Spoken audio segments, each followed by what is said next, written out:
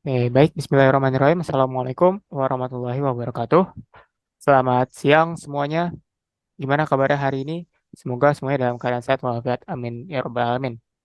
Sebelum dimulai, saya ingin berterima kasih terlebih dahulu kepada Ibu dosen, Ibu Elmira Siska SP MBA, selaku dosen mata kuliah Analisis Sekuritas dan Portofolio. Dan juga saya ingin berterima kasih kepada teman-teman kelas 646C01 yang telah hadir pada kesempatan kali ini. Sebelum dilanjut, izinkan saya memperkenalkan diri terlebih dahulu. Saya Ahmad Fauzan Desputra, di sini bertindak sebagai moderator yang akan memandu jalannya presentasi hari ini.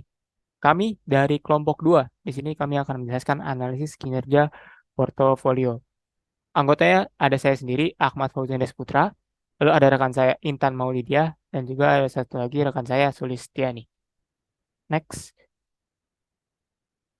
Oke, di sini kita akan bahas analisis kinerja portofolio yang akan kita bagi dalam 3 sesi, yaitu materi perhitungan kesimpulan.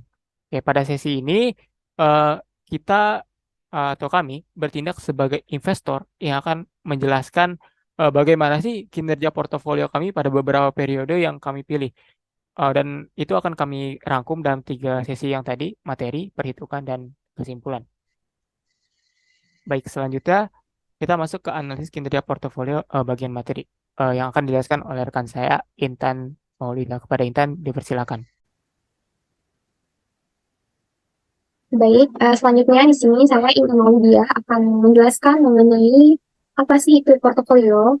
Portofolio is collection of asset in the form of stocks, bonds, mutual funds, equity, commodities, deposit, and cash or equivalent. Jadi di sini portofolio merupakan sekumpulan dari beberapa aset yang dimana aset tersebut bisa berbentuk saham, obligasi, reksadana, ekuitas, komoditas, deposit maupun kas atau Starkas. Jadi seperti filosofi seorang ahli bernama Markowitz, beliau menyebutkan bahwa janganlah menaruh semua telur dalam satu keranjang gitu, karena nantinya apabila keranjang tersebut jatuh, maka telurnya itu semuanya akan pecah. Jadi maksud arti dari filosofi tersebut adalah kita jangan menginvestasikan seluruh harta atau seluruh aset kita itu ke dalam satu aset saja gitu, tapi investasikanlah ke beberapa aset gitu. Kenapa? Karena nantinya apabila satu aset kita ini hasilnya tidak bagus ya, untuk keuntungannya itu sangat tidak baik, maka kita masih ada cadangan di beberapa aset kita yang lain seperti itu. Oke, next sebelum kita lanjut nih ke perhitungannya, nanti saham yang kita hitung ini kita ambil dari beberapa perusahaan, yaitu di sini kami menggunakan 3 perusahaan dengan industri yang berbeda-beda. Nah, di sini company profile yang pertama yang akan kita bahas adalah PT Bank Sentral Asia dengan industri banking service. Nah, di sini Bank Sentral Asia TBK is the large private bank in Indonesia. Jadi, Bank Sentral Asia ini merupakan salah satu bank swasta terbesar di Indonesia, di mana Bank BCA ini didirikan pada tanggal 21 Februari 1957 with an aset value-nya sebesar 750,32 triliun rupiah. Nah, jadi nilai asetnya ini sebanyak 750,32 triliun rupiah dengan core capital atau modal intinya itu sebesar 122,73 triliun. Nah, di sini BCA juga masuk ke dalam buku 4 kategori dengan kategori core capital atau modal intinya di atas 30 triliun rupiah. Nah, di sini untuk perusahaan yang kedua, di sini kami menggunakan PT Indo Tambang Megah Tbk dengan industri coal atau batu bara. Nah, di sini this company was founded on September 2, 1987. Nah, di sini ITM ini didirikan pada tanggal 2 September 1987 dengan perusahaan ini bergerak di bidang pertambangan dan perdagangan batu bara serta power generation atau pembangkit listrik. Nah, di sini pada tahun 2021, PT ITM ini berhasil mendapatkan revenue atau pendapatannya ini sebesar 1,3 miliar US dollar. Nah, dengan profitnya itu atau keuntungan yang mereka dapatkan sebesar 271 juta US dollar. Nah, which is mainly obtained from trading both for export and domestically. Jadi keuntungan yang mereka dapatkan itu diperoleh dari hasil perdagangan batu bara yang mereka ekspor dan domestik atau dalam negeri.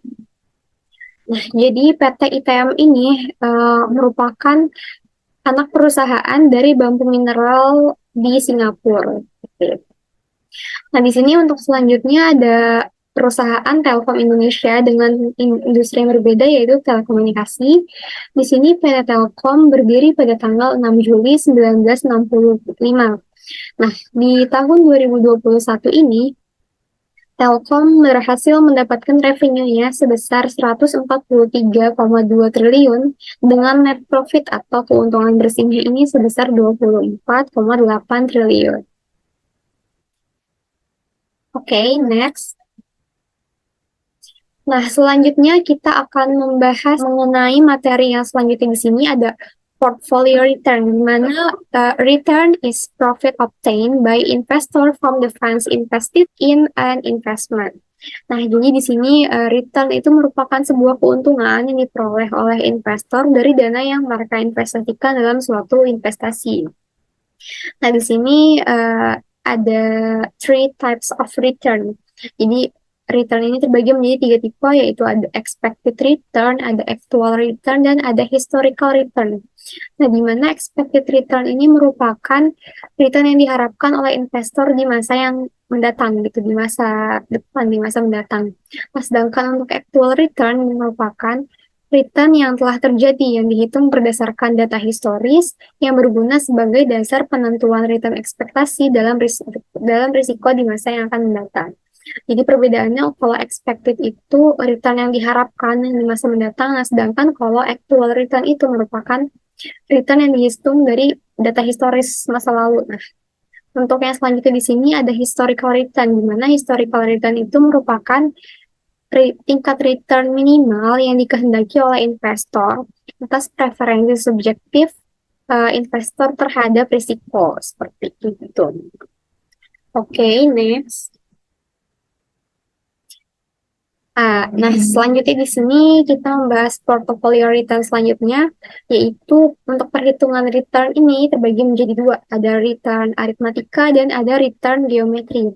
Di mana untuk return aritmatika ini merupakan return yang dihitung dengan menjumlahkan nilai return selama suatu periode dibagi total periodenya gitu.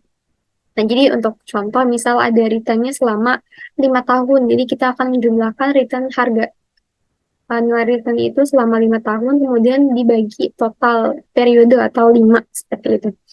Nah, untuk selanjutnya di sini, return aritmatika ini biasanya dipakai untuk memprediksi masa depan gitu. Nah, perbedaannya dengan return geometri ini, return geometri biasanya dipakai untuk menghitung kinerja masa lalu karena pada perhitungannya lebih real daripada aritmatika. Nah, return geometri ini bisa dihitung dengan rumus seperti yang tertera di sini. Geometric mean sama dengan 1 ditambah return periode 1 dikali 1 ditambah return periode kedua hingga 1 ditambah return periode ke N. Nah, nantinya dipangkatkan 1, kemudian dibagi N-1. Seperti itu. Jadi sudah jelas ya bahwa return aritmatika ini merupakan perhitungan yang untuk memprediksi masa depan, sedangkan return geometri ini menghitung harga saham pada masa lalu dari data historisnya seperti itu. Oke, next untuk portofolio risk ini akan dijelaskan oleh Ahmad Fauzan. Kepada Ahmad Fauzan dipersilakan. Baik, terima kasih. Selanjutnya kita akan masuk ke portfolio risk. Kita akan bahas tentang resiko. Jadi setelah ada return pasti ada resiko dalam investasi itu. Jadi resiko itu apa sih? What is risk? Risk is the possible difference between the actual return received and the expected return. Jadi dikatakan resiko itu merupakan kemungkinan perbedaan antara return aktual atau return yang diterima dengan return yang diharapkan, expected return oleh investor. Dalam konteks manajemen investasi, resiko merupakan besaran penyimpangan antara actual return dan juga expected return. Jadi semakin besar penyimpangannya, maka bisa dikatakan semakin besar resikonya. Next, kita masuk ke sini. Ada types of risk dan juga risk portfolio. Kita bahas satu-satu. Jadi ada beberapa sumber risiko yang mempengaruhi besar resiko suatu investasi. Sumber-sumber tersebut nih yang ini, yang types of risk. Yang pertama itu ada interest risk. Itu resiko yang terjadi karena adanya perubahan tingkat suku bunga. Lalu market risk, itu resiko yang terjadi karena fluktuasi harga di pasar. Lalu ada inflation risk, ini resiko yang terjadi karena ada suatu inflasi di suatu negara. Business risk, ini resiko yang terjadi karena bisnis suatu perusahaan. Financial risk, ini resiko yang terjadi karena keuangan. Liquidity risk ini resiko yang berhubungan dengan pasar sekunder tertentu, di mana sekuritas diperdagangkan. Lalu exchange risk, ini adalah resiko yang berasal dari variabilitas return sekuritas karena fluktuasi kurs currency, atau bisa lebih simpelnya seperti ini. Exchange ini risiko yang terjadi karena perubahan tingkat harga antar mata uang. Contohnya Indonesian rupiah dengan Great Britain pound sterling GBP, lalu Indonesian rupiah IDR dengan US dollar, lalu bisa juga Indonesian rupiah dengan Singapura dollar. Itu exchange risk. Adanya risiko yang terjadi karena perubahan tingkat harga mata uang. Lalu ada country risk. Country risk ini risiko yang terjadi karena adanya politik di suatu negara. Oke. Selanjutnya kita masuk ke risk portfolio. Jadi dalam manajemen portofolio itu ada sistematis risk dan juga unsystematis risk. Sistematis risk ini risiko sistematis. Risiko sistematis itu terjadi karena faktor makroekonomi seperti ada kondisi perekonomian, tingkat perubahan tingkat bunga, inflasi, kebijakan pajak, dan lain sebagainya. Untuk sistematis risk ini, dia itu sudah tidak bisa uh, dilakukan diversifikasi atau tidak bisa dilakukan diversifikasi untuk memperkecil ya. Jadi dia itu sudah bukan menggunakan standar deviasi lagi, melainkan menggunakan beta beta saham. Lalu untuk unsystematis risk ini risiko yang terjadi karena faktor mikroekonomi. Contohnya di suatu perusahaan. Untuk memperkecil unsystematis risk ini, unsystematis risk ini kita bisa mendiversifikasi aset, lalu memperbaiki risk manajemen di perusahaan sehingga unsystematis risknya ini semakin kecil. Next. Oke, baik. Selanjutnya kita akan masuk ke risk free. What is risk free? The risk free rate of return is the return or yield or interest rate offered by an investment instrument that has no risk. Jadi risk free ini merupakan imbal hasil dari investasi yang tidak ada risiko. Jadi risk free ini menjadi acuan bahwa return dari saham di portofolio itu minimal ya sama dengan risk free atau minimal sama dengan risk free atau di atasnya dari risk free. Jadi ini risk free itu menjadi acuan untuk investor. Nah, risk free ini dikatakan juga menjadi acuan bahwa investor tidak akan menerima risiko tambahan jika instrumen investasi tidak memberikan return yang lebih tinggi dari aset risk free. Jadi ya benar, risk free itu minimum acuan dari return suatu saham di portofolio. Untuk mencari risk free tidak susah, kita hanya perlu rumus seperti ini, total suku bunga bagi N.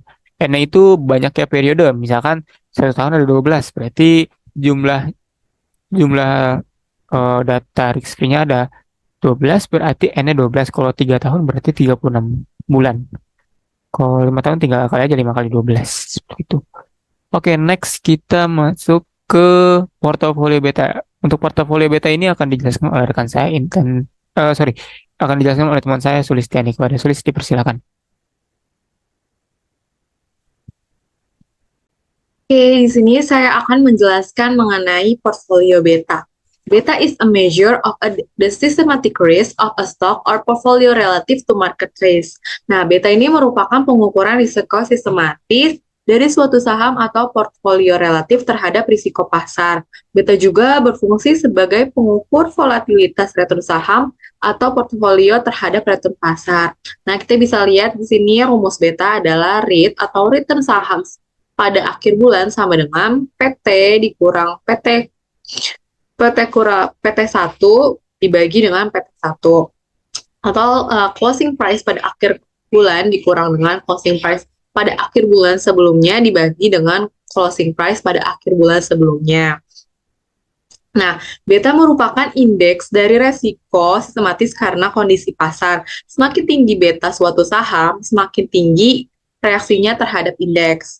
Contohnya, kalau indeks naik, saham dengan beta besar akan bergerak naik lebih cepat daripada indeks.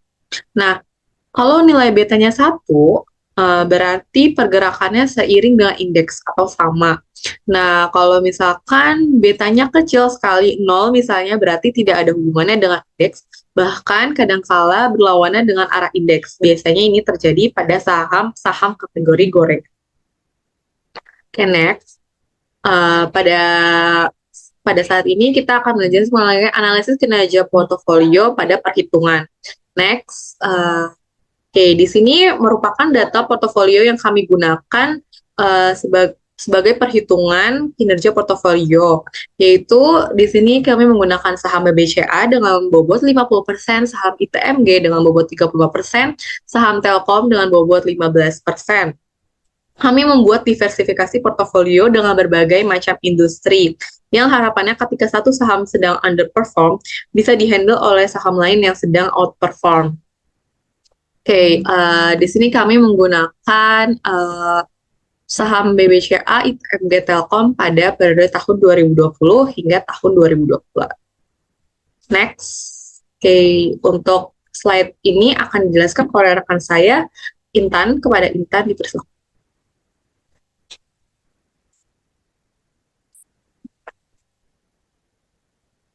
Oke, sekarang kita mulai masuk nih ke hasil perhitungannya, yaitu pertama kita akan membahas perhitungan return aritmatika. Nah, di sini kita sudah mendapatkan summary datanya, dan sebelumnya kan sudah kami bahas bahwa return aritmatika ini dihitung dengan menjumlahkan nilai return selama suatu periode dibagi total periodenya. Nah, untuk di sini summary data yang kita dapatkan ada monthly return dan ada annual return, di mana monthly return ini merupakan expected return atau return bulanan, dan untuk annual merupakan return tahunan. Nah, di sini bisa kita lihat ada ketiga saham kita. Yang pertama, BBCA dengan monthly return-nya atau return bulanannya sebesar 0,88%. Dan untuk tahunannya sebesar 37,19%. Dan kemungkinan untuk periode selanjutnya pun hasil returnnya sama ya. Dan untuk selanjutnya di sini saham yang kedua ada ITMG dengan return bulanannya sebesar 4,55%, dan untuk annualnya atau tahunannya sebesar 395,43%, sangat tinggi ya. Nah, untuk selanjutnya di sini ada Telkom. Telkom ini bulanannya sebesar 0,11%, dan untuk tahunannya sebesar 3,95%. Nah, jika kita bandingkan dengan acuannya gitu, dengan acuan pasarnya, yaitu IHSG, bisa kita lihat di sini, IHSG untuk monthly return-nya sebesar 0,35%, dan untuk annual atau tahunannya sebesar 13,38%. Nah, di sini bisa kita lihat ya teman-teman bahwa BBCA dan ITMG ini hasil return-nya itu bisa mencapai di atas kinerja pasar, di atas si IHSG ini. Dan sedangkan untuk Telkom ini nilainya masih di bawah kinerja pasar. Untuk selanjutnya kita akan bahas ini mengenai perhitungan return geometri. Nah, di sini kita evaluasi return geometrinya. Di sini juga sama nih, ada expected return atau return bulanan, dan ada annual return atau return tahunan. Nah, jadi di sini kita bisa lihat dulu nih, untuk acuan pasarnya itu IHSG-nya ada 0,23% untuk bulanannya, dan untuk tahunannya sebesar 2,83%. Nah, di sini bisa kita lihat BBCA sebesar 0,69% untuk bulanannya, dan untuk tahunan BBCA sebesar 8,55%. Lalu untuk ITMG di sini sebesar 3,46% untuk bulanannya, dan untuk tahunannya sebesar 50,38%.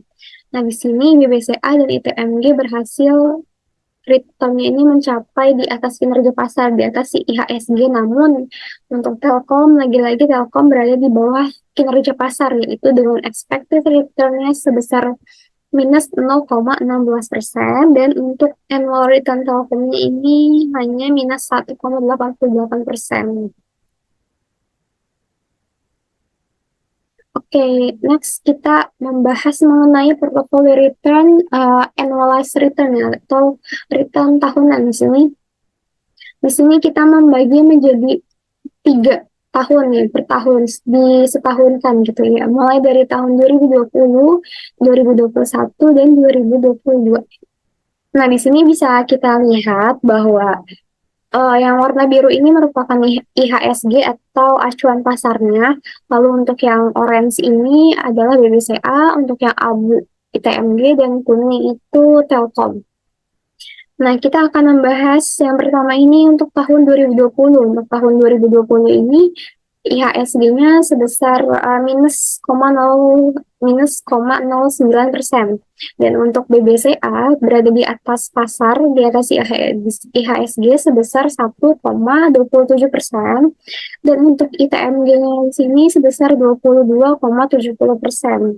Nah, di sini bisa kita lihat ya bahwa BBCA dan ITMG ini pada tahun 2020 nilai return-nya berada di atas kinerja pasar atau di atas IHSG, sedangkan untuk Telkom nilai return-nya masih berada di bawah IHSG atau di bawah kinerja pasar senilai minus 16,62%. Nah, kita move ke tahun berikutnya. Tahun 2021, di sini IHSG-nya kita lihat meningkat ya sebanyak 10,08%. Dan untuk BBCA-nya di sini sebesar 7,83%. Nah, jika dibandingkan BBCA dari tahun 2020 dan ke 2021 ini nilai return-nya meningkat. Namun, pada tahun 2021 ini, walaupun nilai BBCA ini return-nya meningkat, tapi BBCA masih berada di bawah nilai pasar, masih berada di bawah IHSG. Nah, untuk ITMG pada tahun 2021 berhasil mendapatkan return sebanyak 47,29%. Nah, IHSG dan Telkom ini berhasil berada return-nya di atas kinerja pasar ya. Untuk Telkom sebesar 22,05%. Nah, untuk tahun 2022, di sini bisa kita lihat bahwa IHSG-nya sebesar 4,09%, dan untuk BBCA-nya sebesar 17,12%. Lalu untuk ITMG-nya ini sangat meningkat drastis ya, ITMG sebesar 91,30%, dan untuk Telkom sebesar minus 7,18%. Nah, di sini bisa kita lihat bahwa BBCA dan ITMG berhasil return-nya mencapai di atas kinerja pasar atau IHSG, dan untuk Telkom masih berada di bawah kinerja pasar. Oke, next. Setelah tadi annualized return ya kita bahas per tahunnya, maka di sini kita sudah meringkas kumulatif dari 3 tahun itu menjadi satu. Ini sudah kita hitung. Di sini ada expected return atau return bulanan, dan ada annualized return atau return tahunan.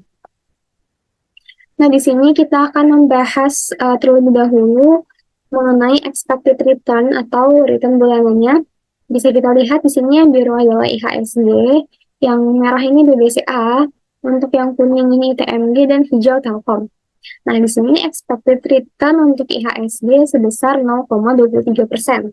Nah, untuk yang BBCA sebesar 0,69%, dan ITMG sebesar 3,46%. Nah, di sini bisa kita lihat jika kita bandingkan nih BBCA dan ITMG, nilai return-nya berada di atas kinerja pasar, berarti di atas IHSG. Nah, namun untuk Telkom masih berada di bawah kinerja pasar, senilai minus 0,16%. Nah, kita move ke annualized return atau return tahunan. Di sini bisa kita lihat bahwa IHSG nilainya sebesar 2,83%. Lalu untuk BBCA sebesar 8,55%, dan untuk ITMG-nya sebesar 50,38%. Nah, di sini juga masih sama dengan expected return, bahwa BBCA dan ITMG berhasil mencapai nilai return-nya di atas kinerja pasar. Nah, namun untuk Telkom masih berada di bawah nilai pasar kinerjanya masih di bawah pasar, yaitu sebesar minus 1,88%.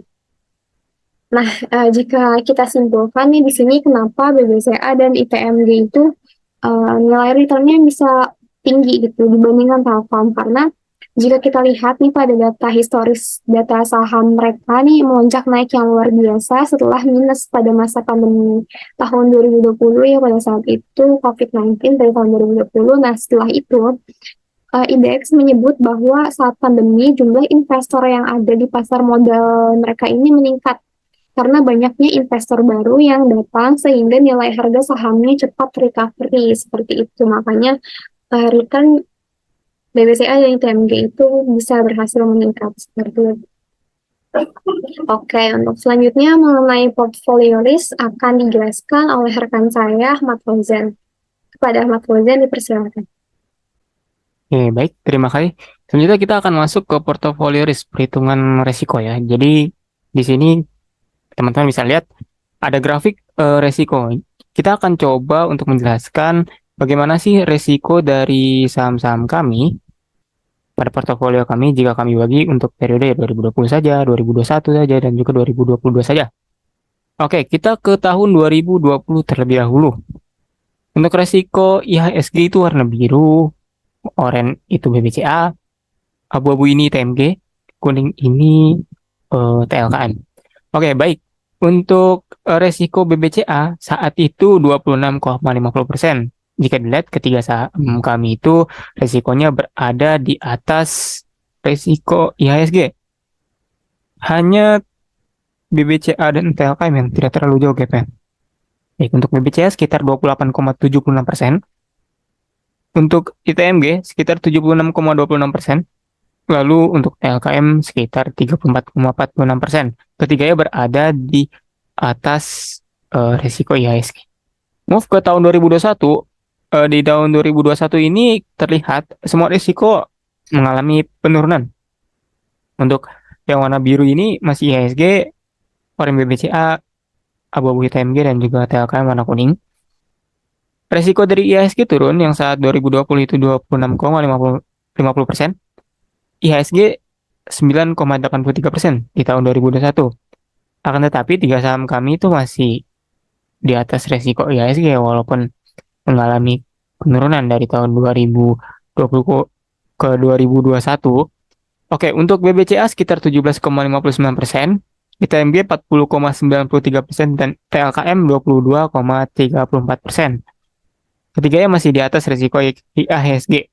Oke, untuk selanjutnya tahun 2022. Yang ini resiko dari IHSG itu turun dari 26,50% di 2020, 9,83% di 2021, dan di 2022 sekitar 8,38%. Tapi di 2022 akan kita lihat ini untuk saham-sahamnya masih juga di atas dari IHSG. Untuk BBCA sekitar 19,59%, ITMG 45,46%, lalu TLKM sekitar 20,05%.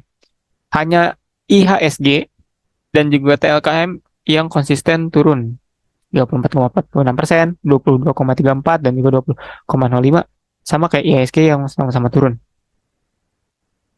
Ini bisa dikatakan saham-saham kami benar-benar high risk high return ya untuk portofolio kami saham-sahamnya. Next kita akan bahas masih portofolio risk, tapi kita coba untuk gabungan seluruh periodenya.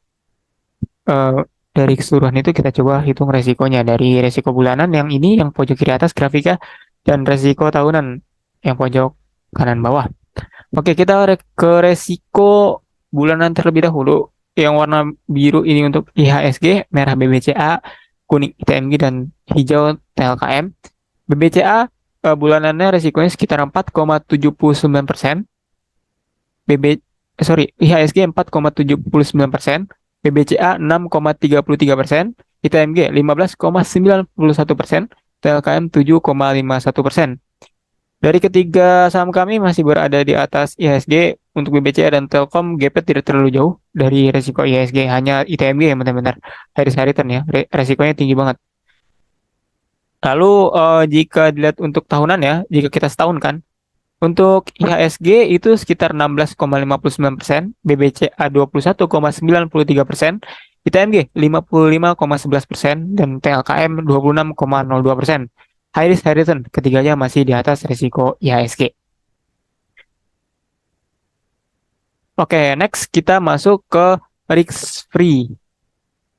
Oke, untuk mencari risk free kita membutuhkan data yield soon, itu imbal hasil obligasi. Kita ambil dari internet, kita pakai dari 2019 sampai 2022 untuk data-datanya. Untuk mencari risk free ini tidak sulit, kita hanya untuk mencari risk free itu pertama kita cari rata-ratanya terlebih dahulu dari keseluruhan data ini.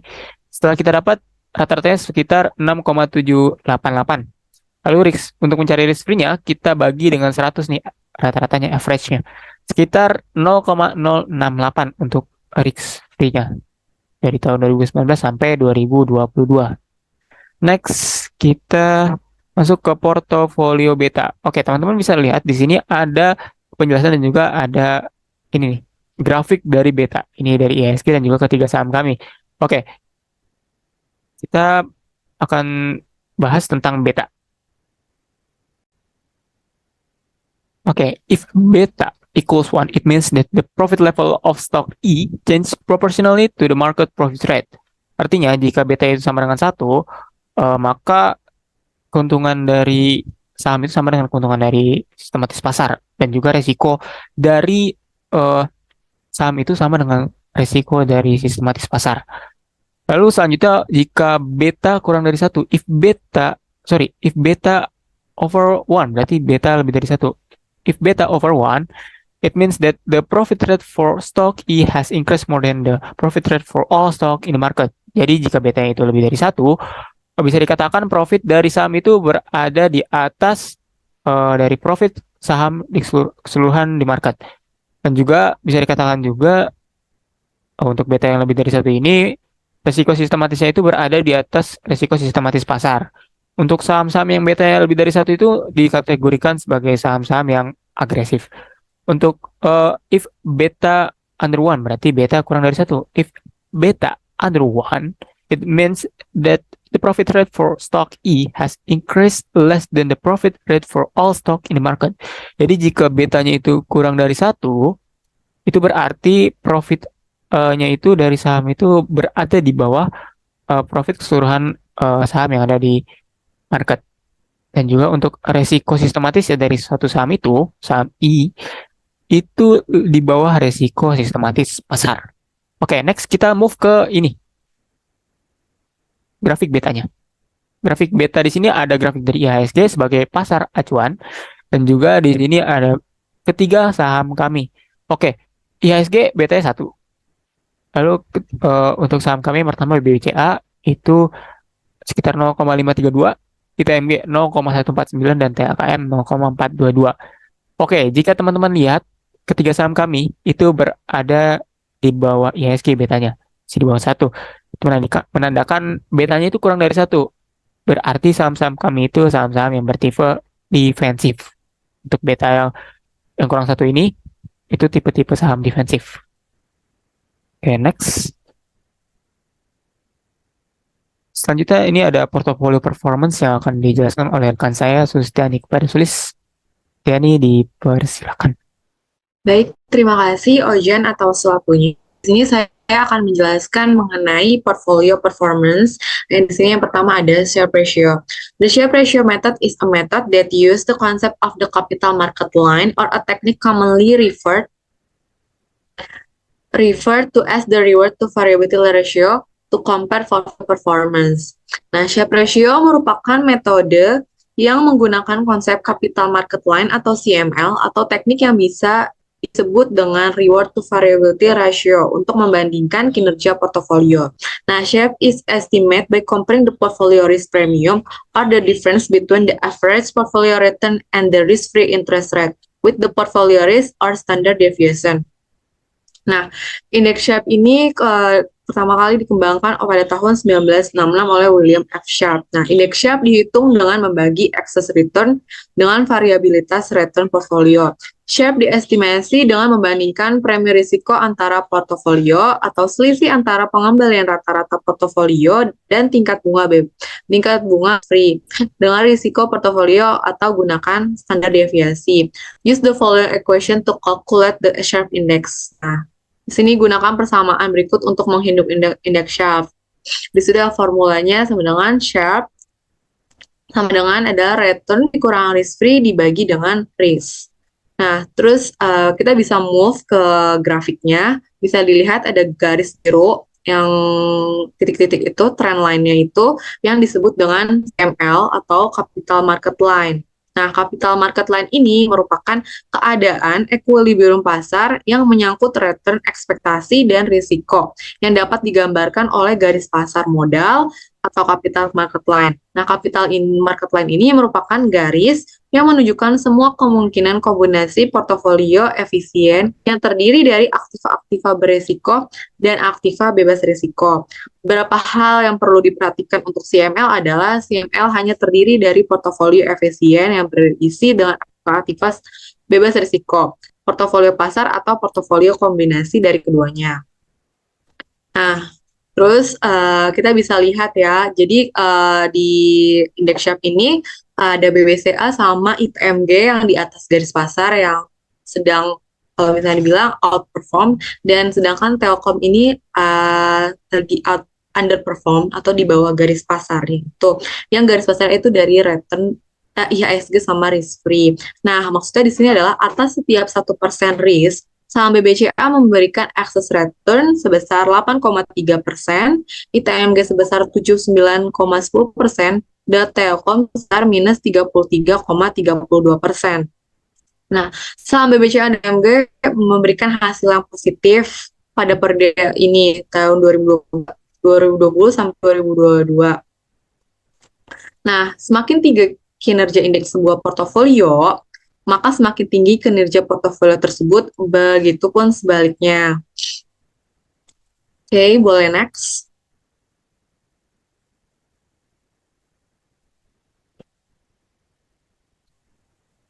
Oke, di sini ada portfolio performance trainer ratio. Trainer recommends mentioning a highly diversified investment portfolio as a return volatility ratio. The RVOR value reflects portfolio performance. The higher the RVOR value, the better the portfolio performance. Trader believe that the investment portfolio form must be optimal, so that unique risk or systematic risk and only systematic risk or beta can be ignored. Nilai RVOR mencerminkan kinerja portofolio. Nah, semakin tinggi nilai RVOR, maka kinerja portofolio semakin baik. Tren pendapat bahwa portofolio investasi yang dibentuk harus optimal, sehingga resiko unik atau resiko non-sistematik dan risiko sistematik beta dapat diabaikan. This is because trainer consider that the investment portfolio is highly relevant are systematic. Hal ini karena trainer menganggap portofolio investasi sangat terdiversifikasi, yaitu risiko yang dianggap relevan bersifat sistematik. Nah, bisa dilihat sini ada rumusnya, formulanya. Trainer sama dengan return portofolio dikurang risk free dibagi dengan beta. Terus kita bisa move ke grafiknya dulu.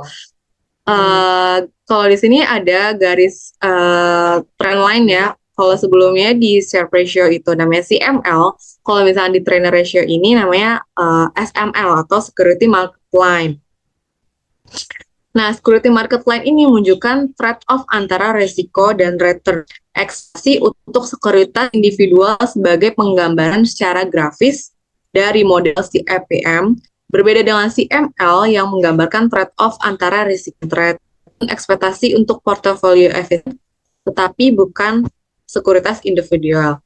Untuk portofolio, tambahan ekspektasi terjadi karena diakibatkan oleh tambahan risiko dari sekuritas bersangkutan. Sekuritas individual untuk tambahan return ekspektasi diakibatkan oleh tambahan risiko sekuritas individual yang diukur dengan beta.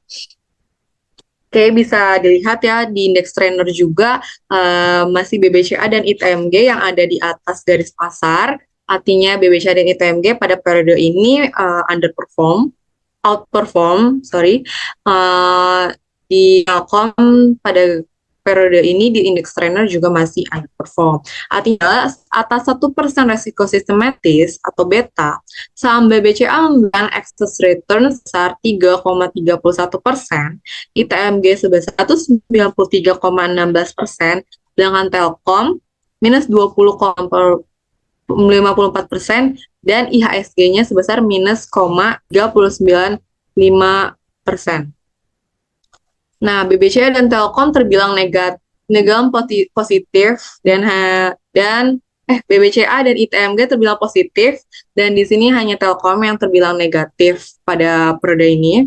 Portofolio yang berada di atas garis pasar sekuritas mempunyai kinerja di atas kinerja pasar. Sebaliknya, jika di bawah garis pasar sekuritas, maka mempunyai kinerja yang di bawah garis pasar. Semakin besar slope garis atau semakin besar indeks trainer yang dimiliki sebuah portofolio, berarti kinerja portofolio tersebut akan menjadi relatif lebih baik dibanding portofolio yang mempunyai indeks trainer yang lebih kecil. Ya, pada perhitungan ini kita lihat BBCA sama ITMG lagi outperform dan Telkom underperform. Oke, boleh next. Oke, di sini portfolio performance ada Jensen Alpha. Hartono explained that Jensen Alpha is used to measure the historical performance of a portfolio. So the historical average is used for the expected value and risk-free asset value in the CAPM equation. Nah, Hartono menjelaskan bahwa Jensen Alpha digunakan untuk mengukur kinerja historis suatu portofolio. Nah, sehingga digunakan rata-rata historis untuk nilai ekspektasi dan nilai aset risk-free dalam persamaan CAPM. Indeks Jensen diperkenalkan oleh Michael C. Jensen pada tahun 1968 yang merupakan pengembangan dari CAPM. Karena digunakan untuk mengukur kinerja historis portofolio, maka nilai ekspektasi di persamaan CAPM dan nilai aktiva bebas risikonya menggunakan rata-rata historisnya. Oke, jadi tadi kan udah ada kalau misalnya di Sharpe ratio ada CML atau capital market line, terus ada di trainer ratio ada SML atau security market line, kalau di Jensen apa ada CAPM atau capital asset pricing model. Capital asset pricing model ini kemampuan untuk mengestimasikan return saham yang merupakan hal yang sangat penting dan diperlukan untuk investasi saham. Untuk dapat mengestimasikan return suatu saham dengan baik dan mudah diperlukan suatu model estimasi, yaitu dengan menggunakan capital asset pricing model. Nah, untuk Jensen, angka positif menunjukkan portofolio mampu memberikan tingkat return di atas risiko sistematis yang ditanggung, sementara angka negatif menunjukkan kinerja di bawah tingkat risiko sistematis yang ditanggung. Nah, semakin besar dan semakin positif kinerja, berarti kinerjanya semakin baik. Dalam hal ini, saham BBCA senilai dengan 3,86%, saham ITMG senilai dengan 44,18%, Telkom senilai dengan minus 7%, sedangkan IHSG-nya 0% karena jadi acuan pasarnya. Oke, jadi bisa dikatakan pada Jensen Alpha juga BBCA sama ITMG outperform, sedangkan Telkom underperform. Oke, next. Baik, terima kasih. Oke, teman-teman, kita sudah sampai bagian summary. Oke, di sini teman-teman bisa lihat, di sini ada grafik dan juga ada garis ya dari ini saya jelaskan terlebih dahulu. Untuk grafik batang ini merupakan portofolio kami, nilai portofolio kami, dan juga untuk yang garis merah ini merupakan pasar atau market IHSG. Oke, kita akan coba bagaimana sih risk dan return portofolio kami jika kami bandingkan dengan IHSG. Kita akan coba bagi per tahun ya, 2020, 2021 dan juga 2022. Dan kita akan bagi lagi, di sini ada expected return-nya, annual return-nya, lalu expected risk dan juga annual risk. Return bulanan, tahunan, risiko bulanan, dan juga risiko tahunan. Oke, masuk ke grafik yang di sini yang saya tunjuk, expected return bulanan. Oke, untuk return bulanan pada tahun 2020 itu kita mendapatkan 0,72%. Ini di atas dari garis IHSG ya, teman-teman. IHSG-nya itu sekitar 0,06%. Oke. Lalu return bulanan pada tahun 2021 itu sekitar 1,86% untuk portofolio kami. Akan tetapi IHSG hanya 1,06%. 0,6%. Kita masih di atas dari IHSG. Lalu tahun 2022 return bulanannya itu sekitar 2,69%. Lagi-lagi kita di atas dari IHSG. IHSG-nya saat itu hanya sekitar 0,30%. Dari ketiga tahun ini return bulanannya masih benar-benar di atas dari IHSG. Kita menang dari IHSG. Jadi kinerja kami masih di atas IHSG lah, bisa kita bilang. Oke, lalu bagaimana sih annual return-nya jika kita setahunkan? Ini kita juga masih benar-benar ada di atas dari IHSG. Teman-teman bisa lihat eh, untuk annual return dari portofolio kami itu tahun 2020 sekitar 9,01%. IHSG-nya di sini nih sekitar 0,72%. Jauh sekali dari IHSG. Kita mendapatkan return di tahun 2020. Lalu tahun 2021 return kita melonjak naik. Di 2021 itu return tahunnya sekitar 24,79%. Nah, return IHSG saat itu hanya sekitar 13,45%. Jika kita bandingkan di 2022 juga, return IHSG itu turun.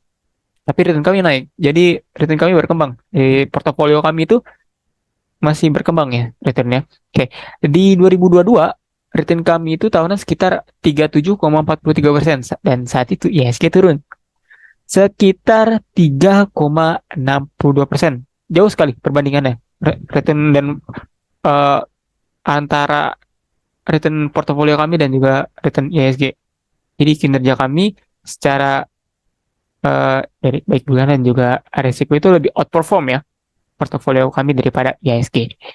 Tapi coba kita lihat ke grafik dari bulanan resiko kami dan juga IHSG serta resiko tahunan dari portofolio kami dan juga IHSG. Oke, kita ke resiko bulanan dulu. Di sini ada expected resiko dari atau resiko bulanan yang ini tahun 2020.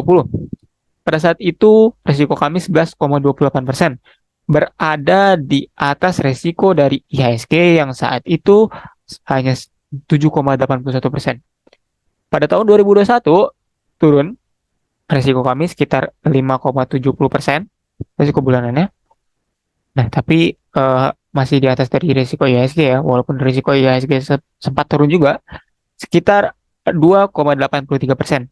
Lalu di 2022 ini kita mendapatkan resiko sekitar 6,28%. Saat itu resiko kita segitu.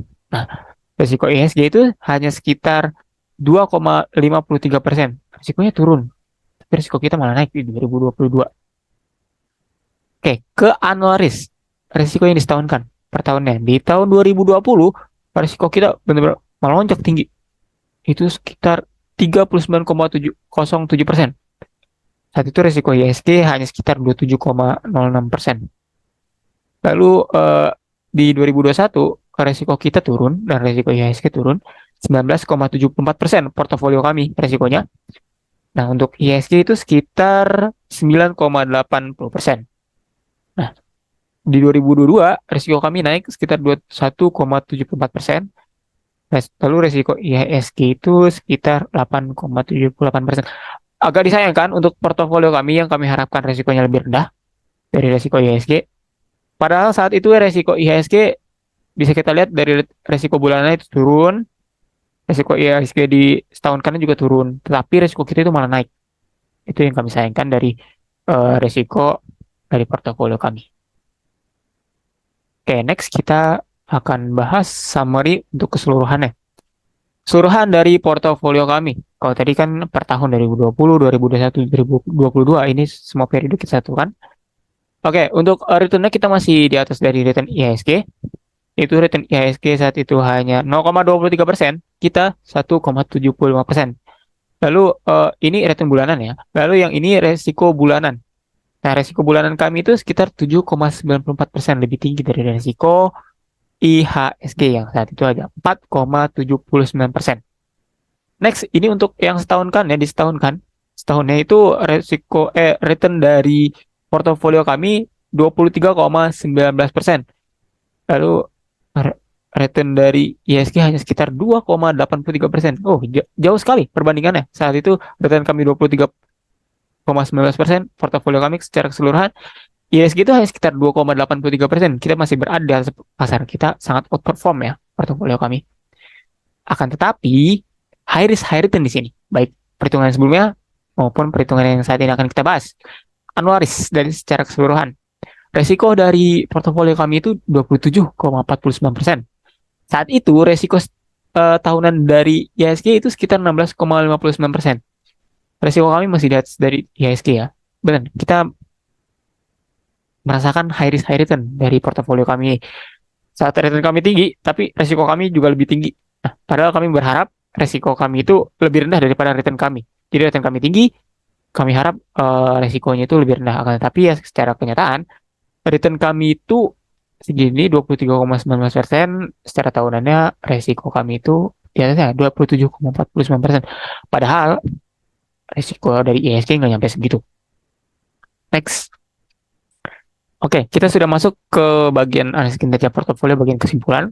Jadi setelah kita tahu perhitungan-perhitungan yang udah kita bahas dari materi, perhitungan-perhitungan sebelumnya, dari return aritmatik, geometri, resiko, hingga dari per tahunnya, dan juga secara keseluruhan, what next? Apa yang harus kita lakukan? Yang pertama itu add new stock that are more potential in new sector. Kita akan coba untuk menambah saham yang berpotensi, yang punya potensial lebih tinggi di sektor baru untuk membuat portofolio kami lebih optimal. Next, replacing bad stocks with potential stocks so that the portfolio is more optimal. Jadi kita akan coba untuk mengganti bad stock saham-saham kami yang turun, yang kurang bagus. Kita akan coba ganti dengan potensial stok saham yang mungkin berpotensi untuk bagus ya ke depannya di portofolio kami. Kita akan coba ini sama poinnya dengan poin nomor satu. Jadi kita akan coba ganti yang minus-minus tadi kayak tadi TLKM mungkin akan coba kita ganti. Kita akan coba ganti dengan saham-saham yang lebih potensial ke depannya di berbagai sektor yang baru atau sektor yang sama juga bisa. Next, increasing attention to risk management. Oke, risk management di sini harus diperhatikan lagi. Kita tahu return kami itu tinggi, return kami tinggi secara portofolio dan secara keseluruhan return kami itu tinggi. Akan tetapi risk management itu yang harus kita benar-benar perhatikan ya, karena return tinggi, resiko kami juga lebih tinggi. Maka dari itu kita harus perhatikan dari resikonya. Next, always be ready with increasingly fluctuating price movement. Oke, kita tahu di 2019, 2020, 2021, 2022 itu masa pandemi. Lalu di tahun 2022 itu ada isu World War III di mana Rusia menyerang Ukraina. Di situ dua kejadian itu membuat harga saham itu sangat berfluktuasi ya. Jadi portofolio kami itu sudah benar-benar merasakan dua kejadian besar itu yang membuat portofolio kami itu sempat goyah dan naik turun.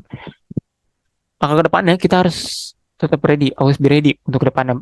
Kita tidak akan tahu kejadian apa lagi dan juga bagaimana perekonomian ke depannya. Apakah akan lebih baik, apakah akan lebih buruk ke depannya. Kita harus lebih ready daripada sebelum-sebelumnya agar portofolio kami lebih optimal seperti itu. Oke, presentasinya sudah sampai yang terakhir. Sebelum ditutup, saya ingin mengucapkan terima kasih terlebih dahulu kepada teman-teman yang telah hadir dan juga ibu dosen yang telah hadir. Semoga apa yang kami sampaikan bisa bermanfaat untuk kedepannya.